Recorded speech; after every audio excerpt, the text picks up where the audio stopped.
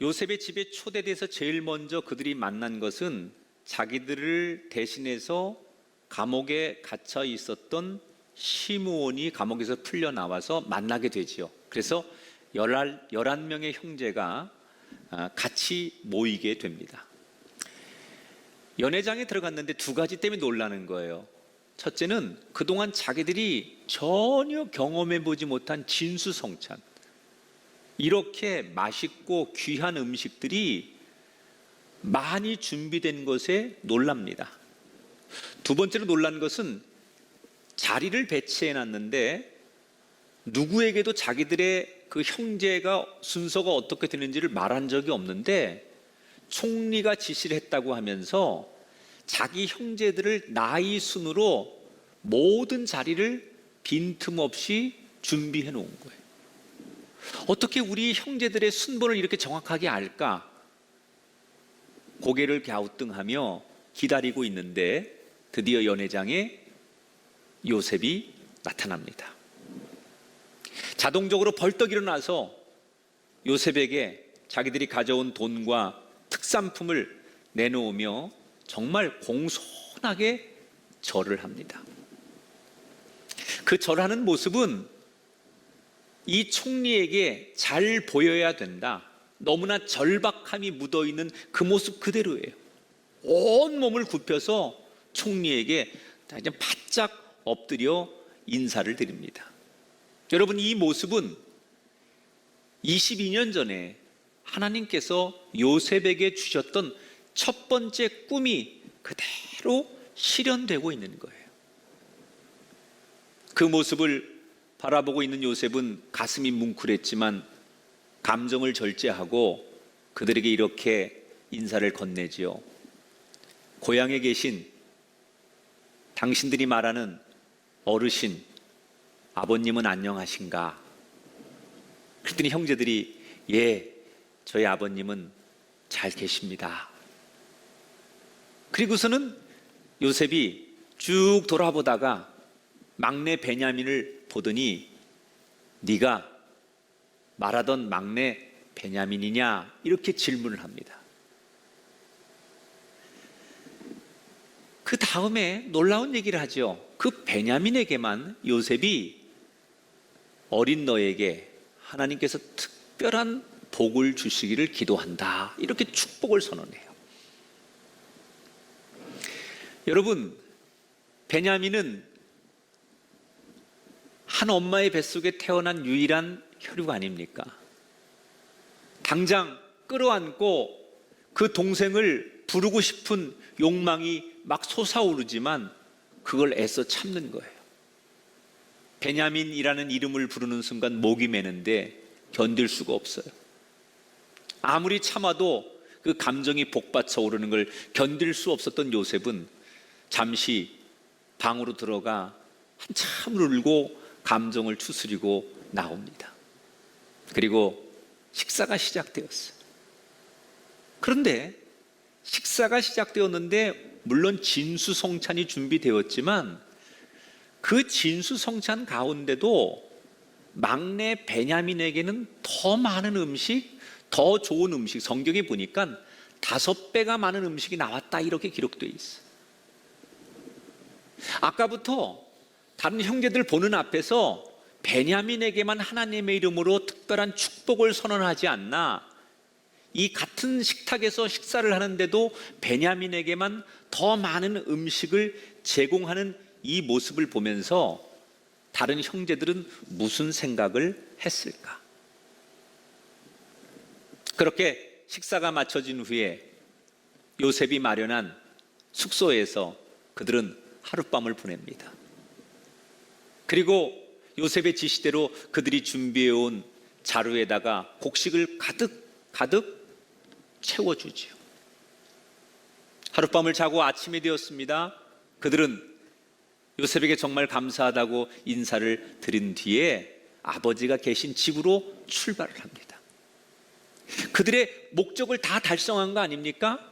아버지가 그렇게 걱정하던 베냐민도 무사했고 자기들 대신에 볼모로 잡혀있던 시므온도 감옥에서 풀려나서 온 형제가 다 곡식을 가득 가지고 집으로 돌아가니 그들은 너무나 기쁘고 즐거운 마음으로 길을 떠나게 됩니다.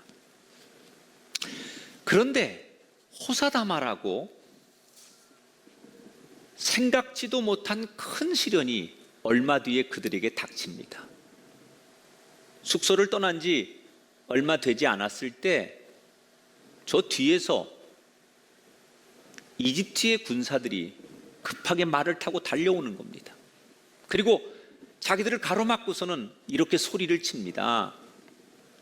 우리 총리께서 너희들에게 그렇게 큰 은혜를 베푸셨는데 너희들 어떻게 이 은혜를 이렇게 배은망덕하게 배신으로 갚을 수 있느냐? 그러면서 총리가 그렇게 귀하게 여기는 은잔을 누가 훔쳤느냐? 그러면 자기들을 갑자기 도둑으로 몰기 시작합니다. 그리고 다짜고짜 자기들 짐을 하나하나 풀어보기 시작하는 거예요. 여기저기서 군인들이 동시에 짐을 풀다가 갑자기 저쪽 한쪽에서 한 군인이 소리를 칩니다. 여기 은잔을 찾았다. 그 은잔을 찾았다라고 하는 군인을 바라보니 그 앞에는 어린 베냐민이 서 있는 거예요. 베냐민의 짐에서 그들이 말하는 총리의 은잔이 나왔어요. 얼굴이 하얗게 질린 막내 베냐민이 어리둥절해서 겁을 먹은 표정으로 형들을 향해 전 아니에요. 전 절대 훔치지 않았어요. 제 말을 믿어주세요. 그리고 울부짖었지만 군인들에 의해서 베냐민은 체포되고 형제들은 앞으로도 뒤로도 갈 수 없는 최악의 상황을 만나게 됩니다. 자, 어리둥절한 갑자기 생겨난 이 상황은 도대체 어떻게 진행된 걸까? 도대체 무슨 일이 있었길래 이런 일이 생긴 걸까? 과정은 이런 겁니다. 어젯밤에 잔치가 다 끝났을 때 요셉이 따로 은밀하게 자기 비서를 불러서 이렇게 지시를 합니다. 다들 잠이 들면 모든 자루에 곡식이 들어있는 곳에 저들이 가져온 돈을 다시 다 집어넣어라. 그리고 특별히 막내 베냐민의 자루에는 은잔을 하나 집어넣어라. 그리고 내일 아침 출발을 하면 얼마 뒤 시간 차이를 두고 쫓아가서 왜 은잔을 훔쳤냐고 따져라. 그런 다음에 은잔을 찾고 나서 그 은잔을 훔친 막내만 데려오고 나머지는 집으로 가라고 얘기를 하거라. 이게 다 요셉이 시킨 일이에요. 요셉은 왜 이런 어처구니 없는 일을 시킨 걸까요? 여기는 요셉이 생각하는 이유가 있었어요. 이 형들이 정말로 22년의 세월이 지났는데 변했을까? 과거에 배다른 어머니들 속에서 태어난 여러 형제들끼리 불화가 많고 다툼이 많았는데 그런 불화가 사라지고 서로 형제의 우애를 가지고 있고 세월이 지났는데 그들이 정말 많은 것이 진짜로 변했을까? 그걸 확인하고 싶었던 거예요. 그래서 요셉은 어제 저녁부터 의도적으로 막내 베냐민을 다른 형제들이 보는 앞에서 더 특별하게 특혜를 줍니다. 축복 기도를 거기에 해주고 진수성찬을 막내 베냐민에겐 더 많이 베풀고 그 옛날 자기가 아버지에게 특별한 사랑을 받고 편애를 받다가 형들과 사이가 멀어져서 이렇게 노예로 팔려왔던 그때처럼 지금 베냐민을 특별 대우를 해주면 형들이 그 옛날처럼 베냐민을 미워해서 어떻게 행동할까? 이런 걸 한번 보고 싶었던 거예요. 그래서 의도적으로 그 다음날 은잔 사건으로 베냐민을 범인으로 만들어버립니다. 그리고 과연 이 형들은 이 상황에서 베냐민을 어떻게 대할지를, 어떤 선택을 할지를 지금 지켜보고 있는 거예요. 자, 여기서 형들이 선택할 수 있는 길은 두 가지입니다. 자기들이 살아야 되니, 자기들 지금 고향에는 자신들을 기다리는 아내와 아이들이 있어요. 그러니 돌아가야 됩니다. 그러려면 동생을 희생시키고 버리고 가는 길이 있을 거예요. 22년 전 요셉을 버렸던 것처럼. 또 하나의 길이 있다면, 같은 형제고 아버지가 걱정하는 일이 생겼는데 우리끼리 갈 수 없다. 그래서 베냐민과 함께 움직이고 베냐민을 위해서 끝까지 고생을 같이 하고 끝까지 베냐민을 지키는 길을 선택하는 거예요. 요셉이 바란 것은 어느 쪽이었을까요? 아마도 변화된 형들의 모습이었겠지요. 22년 전 그렇게 울며 매달리던 자기를 매정하게 버렸던 그때의 기억을 떠올리면서 이 형들은 지금은 어떻게 할까? 그리고 기다리는 거예요. 잠시 후에 은잔을 훔친 도둑을 데려왔다는 이야기를 듣고 밖으로 나간 요셉. 자기 눈앞에 펼쳐진 광경을 보면서 요셉의 마음이 뭉클해집니다. 왜 그럴까요? 오늘 본문 14절에 그 이유를 설명하죠. 여러분 다 같이 한번 읽어보겠습니다. 유다와 그의 형제들이 요셉의 집에 이르니, 포승줄에 묶인 베냐민 뒤로 형들이 다 와 있는 거예요. 어떻게 된 겁니까? 형들도 처음에는 어리둥절하고 또 베냐민이 미웠습니다. 모든 게 다 잘 돼서 집으로 돌아가는데 베냐민이 이걸 훔친 건지 아니면 누명을 썼는지 잘 모르겠지만 하여튼 베냐민 때문에 모든 것이 다 숲으로 돌아갔어요. 베냐민이 원망스럽고 하늘이 원망스러웠습니다. 그러나 결론은 지금 이 상황에서 동생을 버릴 수 없기에 이 동생을 지키고 동생을 보호하기 위해서 동생과 함께 다시 이집트로 돌아온 거예요. 이때 요셉이 그런 형들의 모습을 보면서 마음에 어떤 감동이 오느냐? 하나님께서 이런 감동을 주시는 거예요. 요셉아, 이제 용서해도 되겠구나. 그래서 요셉은 이때부터 형들을 진정으로 용서하는 행동으로 움직이기 시작해요. 지금 요셉의 형들이 만난 상황은 정말 꼼짝달싹 할 수 없는 최악의 상황입니다. 도둑으로 몰려서 완전히 어떤 변명도 통하지 않는, 누구도 도와줄 수 없는 최악의 상황을 만났습니다. 그런데 이 최악의 상황을 어떻게 풀어갑니까? 그들이 나만 살겠다고 내 갈 길로 가지 않고 어린 동생, 어려움에 처한 베냐민의 아픔을, 그의 어려움을 함께 짊어지고 함께 고통을 나누려고 했을 때 문제 해결의 실마리가 풀리기 시작합니다. 예수님께서 3년 동안 사역하시는 동안 괴로운 일이 많았어요.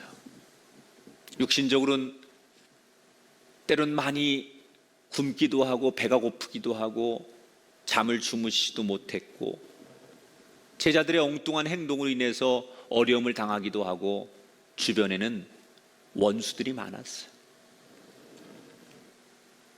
총체적인 위기 속에서 그때 예수님은 뭘 하십니까? 예수님이 가장 많이 하셨던 일 가운데, 신약 성경에 가장 많이 등장하는 단어 가운데 하나가 뭔지 아십니까? 그들을 불쌍히 여기사라는 단어예요. 예수님은 어려움을 당할 때 어려움을 주는 상대들을 어떤 마음으로 대했느냐? 그들을 불쌍히 여겼다는 거예요. 너희들은 얼마나 힘들고 너희들은 얼마나 고통스럽고 너희들은 얼마나 지금 괴로울지 그들의 아픔을 돌아보시고 그들이 가지고 있는 어려움과 괴로움을 함께 짊어지시려고 했다는 거예요. 여러분, 함께 짊어지는 불쌍히 여기심의 마음의 절정을 이룬 게 십자가 사건 아닙니까? 십자가를 지고 죽어가시는 예수님 밑에 여인들이 슬퍼하며 울고 있었어요. 그때 예수님께서 오히려 내가 가장 고통스럽고 괴로운 그 상황에 예수님은 그들을 불쌍히 여기시고 오히려 그 여인들을 위로해 주셨어요. 하나님께서 그 모습을 다 받아주신 거예요. 하나님께서 그 모습을 다 보고 계셨던 거예요. 그래서 예수님이 결국 세상을 이길 수 있도록 힘을 주셔서 예수님은 세상을 이기신 거예요. 하나님은 절대로 우리가 혼자 잘 되기를 원하시지 않습니다. 나를 사랑하는 만큼 이웃도 사랑하고 하나님께서 우리 모두가 잘 되기를 원하십니다. 이 최악의 상황, 앞이 보이지 않는 절망의 상황, 그 해결의 시작은 아픔을 함께 짊어지고 고통을 함께 나눈다는 사실, 이것을 꼭 기억하시기를 바랍니다. 베냐민이 지고 있는 그 무겁고 고통스러운 아픔의 힘든 여건을 함께 짊어지려고 했을 때 꼬인 것이 술술 풀렸던 야곱의 가정처럼 내가 먼저 손을 내미는 모습으로 문제가 해결되는 가정, 여러분의 삶의 자리, 우리가 살아가는 이 땅이 되기를 주님의 이름으로 축원합니다. 은잔을 훔친 혐의로 요셉의 집에 끌려온 베냐민과 함께 따라온 형들, 자, 일반적이라면 요셉은 은잔을 훔쳐간 베냐민에게 취조하는 게 맞죠. 왜 은잔을 훔쳐갔느냐? 라고 질문을 해야죠. 그런데 베냐민에겐 성경에 보니까 묻지 않아요. 오히려 베냐민이 아닌 따라온 형들에게 화를 냅니다, 요셉이. 은잔을 훔친 베냐민만 잡아오면 되고 너희들은 가라고 했는데 왜 따라왔느냐? 그리고 형들에게 화를 내죠. 그러니까 요셉은 의도가 베냐민이 아니라 형들의 태도의 변화를 보고 싶었던 거기 때문에, 형들을 시험했던 거기 때문에 형들에게 몰아세우는 거예요. 이때 그 무섭고 공포스러운 분위기에서 아무도 나설 수 없는 상황에서 용기 있게 요셉 앞에 나서는 한 형제가 있었어요. 바로 유다였습니다. 넷째 형 유다가 앞에 나와서 이야기를 합니다. 물론 겁에 질린 표정으로 작은 목소리로 이렇게 얘기하죠. 총리님, 베냐민이 종이 될 바에는 저희 모두를 종으로 삼아 주십시오. 정말 요셉이 기대했던 대로 특별히 지금 유다는 베냐민을 지키기 위해서 베냐민을 대신해서 자기를 다 희생하며 싸워주고 있어요. 저는 이 장면을 보면서 진정한 지도자는 위기 때 무엇을 하는가를 보면 알 수 있다. 전 하나님이 우리를 평가하실 때 가장 무게감 있게 보시는 것 중에 하나가 희생하는 사람이라고 생각해요. 희생. 하나님이 가장 높은 점수를 매기는 항목이 뭐냐? 희생의 삶을 사는 사람이에요. 그래서 희생하는 사람에겐 반드시 응답하시고, 희생하는 사람에겐 반드시 보답하시고, 희생하는 사람의 있는 곳엔 반드시 역사가 일어납니다. 여러분, 부모님들이 자식을 위해 희생하며 눈물로 기도하면 그 자식들은 반드시 잘 됩니다. 목회자들이 교인들의 실족함을 붙들고 눈물로 기도하고 부르짖을 때 그 눈물의 희생의 기도 때문에 교인들이 다시 회복합니다. 교회 학교 선생님들이 아이들을 정말 사랑으로 돌보고 자기의 삶을 희생하면서 내 자식 이상으로 그 아이들의 영혼을 붙잡아 주려고 할 때 그 아이들이 교회를 떠나지 않고 하나님의 일꾼이 되는 것을 봐요. 저는 감히 이렇게 얘기합니다. 희생 없는 기도는 능력이 없는 기도다. 지금 유다는 희생하지 않아도 되는데 다른 형제보다 앞장서서 자신을 희생해요. 베냐민을 이 이집트에 데려올 때도 아버지에게 자기 목숨을 담보로 희생하면서 아버지를 설득했던 사람이 유다예요. 그런데 이번에도 동생을 지키기 위해 자신을 철저히 희생하는 거예요. 요셉이 단호하게 말하죠. 그럴 거 없다. 도둑만 벌하면 된다.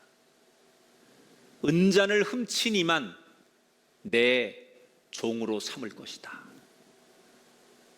그때 유다가 한 걸음 더 앞으로 나와 아예 정말 목숨을 내놓고 베냐민을 변호하는 긴 발언을 시작해요. 이게 성경에 쫙 기록이 되어 있는데 성경에 나오는 여러 이야기 중에 우리의 심금을 울리는 가장 걸작 중에 걸작으로 손꼽히는 대목 하나를 꼽으라고 하면 이 유다가 자기 동생을 변론하는 이 장면이에요. 얼마나 정말 우리의 가슴을 울컥하게 하는지 몰라요. 유다가 자기 동생을 위해 울먹이며 총리 앞에 이렇게 얘기합니다. 총리님, 지난번에 저희들이 정치 스파이라고 저희를 몰아세우실 때 저희가 아니라고 하니까 고향에 있는 막내 동생을 데려오면 믿어주겠다고 하시지 않았습니까? 그래서 저희가 그렇게 하겠다고 집으로 가서 이 동생을 데려오는데 아시다시피 시간이 많이 걸렸습니다. 생각보다. 거기에는 그럴 만한 이유가 있습니다. 저희 아버지가 가장 사랑하는 아들이 지금 이 막내입니다. 왜냐하면 저희 아버지는 가장 사랑하는 여인에게 두 아들을 얻었는데 그 중에 형은 죽고 남은 아이가 이 아이 하나입니다. 사랑하는 그 형을 잃은 뒤에 저희 아버지는 이 막내를 놓지 못하고 있습니다. 이런 그 아버지의 상황, 그래서 아버지가 이 막내를 놓지 못해서 오는데 시간이 걸렸노라고 그간의 이야기를 하면서 아버지 이야기를 꺼내는 거예요. 고향에 계신 저희 아버지에게 그렇게 설득해서 이 아이를 데려왔는데 만약에 이 아이가 없는 것을 알면 불쌍한 우리 아버지는 단 하루도 버티지 못할 겁니다. 이 아이가 없다면 우리 아버지도 돌아가실 겁니다. 그러면서 이 유다가 눈물로 호소하죠. 총리님, 우리 아버지 살려주십시오. 대신에 제가 이 아이 대신 내가 총리님의 노예가 되고 종이 될 테니 부디 이 아이만은 풀어주십시오. 통곡을 하고 바닥에 엎드려서 부르짖습니다. 울부짖습니다. 이 유다의 발언이 끝나자마자 그동안은 말없이 숨죽이고 있었던 다른 형들도 일제히 바닥에 엎드려 총리에게 같이 호소를 합니다. 울면서 차라리 제가 종이 될 테니 저를 붙잡아 주시고 내 막내만큼은 풀어주십시오. 유다도 울고 다른 형들도 울고 겁에 질린 막내 베냐민도 울기 시작합니다. 이때 요셉이 그들 앞에서 자기의 감정을 감추고 눈물을 보이고 싶지 않았지만 더 이상은 솟아오르는 눈물을 절제할 수가 없어요. 그래서 그들에게 눈물을 보이지 않으려고 얼굴을 가려봅니다. 얼굴이 가려진다고 눈물 흐르는 것을 멈출 수 있겠습니까? 물론 앞에서 형제들이 그렇게 울고불고 아버지 얘기를 하니까 눈물이 났겠지만, 이 요셉이 정말 감동스럽게 울컥했던, 이 유다가 했던 말 가운데 가장 자기의 가슴에 비수처럼 와닿았던 한마디, 결정적인 한마디가 오늘 성경에 들어있어요. 자, 한번 볼까요? 27절 28절입니다. 아버지가 우리에게 이르되 너희도 알거니와 내 아내가 내게 두 아들을 낳았으나 하나는 내게서 나갔으므로 내가 지금까지 그를 보지 못하거늘. 요셉이 사라진 후에 아버지는 지금까지 늘 괴로워하며 요셉을 잊은 적이 없다는 거예요. 물론 아버지는 요셉이 죽은 줄 알았지만 22년이 지났는데도 지금도 가슴 한 구퉁이에는 요셉을 잊지 못하는 거예요. 그 요셉에 대한 그리움이 지금 베냐민을 향한 사랑으로 나타나고 있다는 거예요. 유다가 이 이야기를 울면서 해주는데 요셉이 이 이야기에 충격을 받습니다. 왜 충격을 받느냐? 요셉은 그동안 내가 제일 힘들고 내가 제일 고생했다고 생각했어요. 나만큼 고생한 사람이 어디 있느냐고 생각했어요. 그리고 내가 총리가 돼서 이렇게 잘 풀린 것도 내가 너무 고생하고 어려움을 당해서 얻은 보상이라고 생각을 했어요. 그런데 나 때문에 아버지가 지금도 괴로워하고 편히 주무시지 못하고 힘들어한다는 그 이야기를 들으니까 그동안 나는 내가 받은 상처만 생각했을 뿐 아버지를 헤아리지 못했구나. 나만 힘든 줄 알았는데, 나만 고생한 줄 알았는데 아버지는 더 힘들어하고 더 괴로워하고 있었구나. 이 생각에 요셉이 한없이 흐르는 눈물을 절제하지 못하고 통곡하는 것으로 오늘의 성경 이야기가 끝이 나요. 여러분, 요셉이 느꼈던 이 감정 혹시 우리 이야기는 아닙니까? 우리도 살아가면서 우리가 어려운 일을 만나면 내가 가장 힘들다고 생각해. 지금 나만큼 힘든 사람이 없다고 생각해. 코로나19가 확산되면서 많은 사람들이 내가 제일 힘들다고 생각해. 어느 통계에 보니까 유럽에서는 코로나19가 시작되면서 가정폭력이 20% 늘고 우리나라도 가정폭력 때문에 상담소에 전화해 오는 게 코로나 이후에 부쩍 늘었다는 거예요. 여러분, 왜 가정폭력이 코로나 이후에 늘었을까요? 전문가들의 분석은 이런 겁니다. 내 감정이나 내 응어리를 약해 보이는 여성과 아이들에게 풀어보는 거예요. 왜? 내가 제일 힘들다고 생각하니까, 내가 제일 고생하고 내가 제일 지금 어렵게 살고 있다고 생각하니까 그런 식으로 자기의 감정을 푸는 거예요. 여러분, 우리 주변에 지금 정신분열을 겪는 사람들이 점점 많아지고 있어요. 왜 그런 줄 아십니까? 내가 제일 힘들다라고 생각하는 이 응어리를 풀지 못하기 때문에 그런 거예요.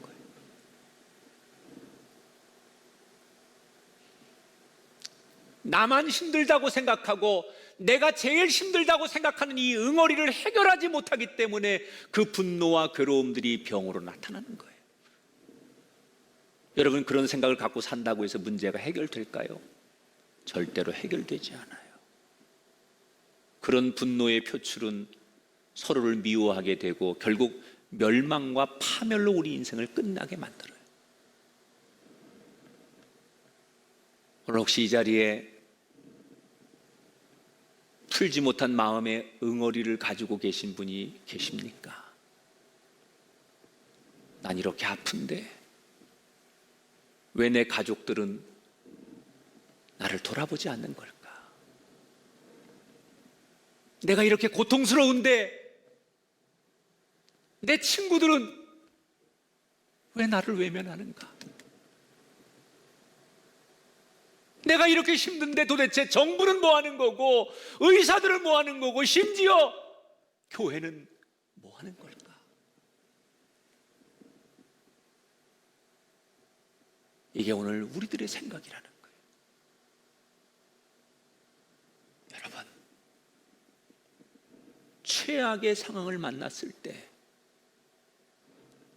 우리가 기억해야 될 두 번째가 바로 이겁니다.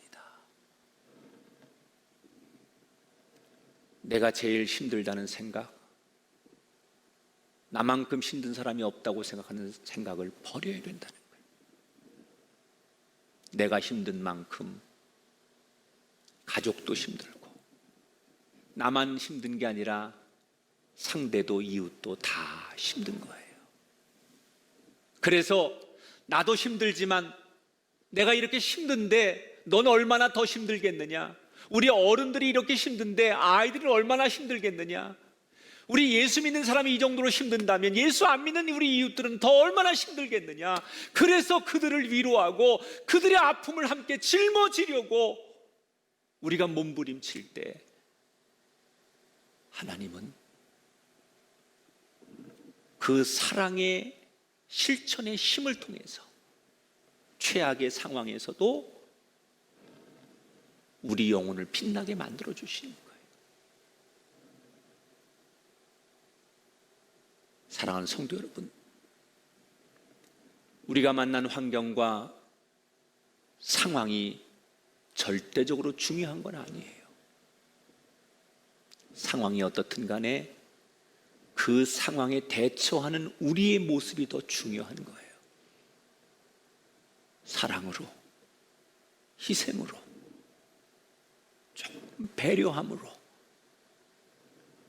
최악의 상황을 넘어섰던 유다의 형제들처럼 그 최악의 상황을 조금 더 배려하는 마음으로, 나눠지는 마음으로 이기셨던 예수님처럼 우리 모두 이 최악의 상황을 이기는 방법은 오늘 하나님이 주신 지혜의 말씀대로 사랑입니다. 사랑.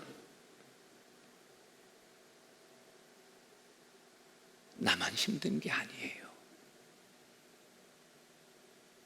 나 힘들지만, 분명히 나 괴롭지만, 나도 버겁지만 하나님의 사랑의 마음으로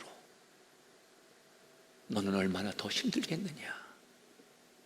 그 사랑의 마음을 갖는 순간 우리가 이 말씀을 기억하고 이 말씀에서 떠나지 않으려고 하는 순간 하나님은 최악의 상황에서 우리에게 이 상황을 벗어날 기회를, 또 다른 상황을 만들어 주실 줄 믿습니다. 사랑하는 성도 여러분, 힘드시죠? 얼마나 힘드세요? 누구도 속 시원하게 이 힘든 상황을 이렇게 대처해 나가라고 얘기해 주는 사람이 없습니다. 그러나 오늘 하나님 우리에게 분명히 지혜를 주셨습니다. 이렇게 하면 된다. 상황 앞에 무릎 꿇지 마시고 상황을 극복하는 방법은 사랑하고 희생하고 상대편의 입장에서 조금씩 배려할 때 사람의 힘이 아닌 하나님이 주시는 힘으로 능히 이 모든 문제를 이기게 될 줄 믿고, 하나님은 지금 우리 시대에 유다를 찾고 계세요. 여러분 가정에 유다가 필요하고 이 땅에 유다 같은 교회가 필요하고 유다 같은 인물이 필요해요. 그 사람이 여러분이 되시고 그 사람이 여러분의 가정이 되시고 그 공동체가 이 땅의 교회들이 되기를 바라며 하나님의 충만한 은혜가 우리 가운데 함께하기를 주님의 이름으로 축원합니다.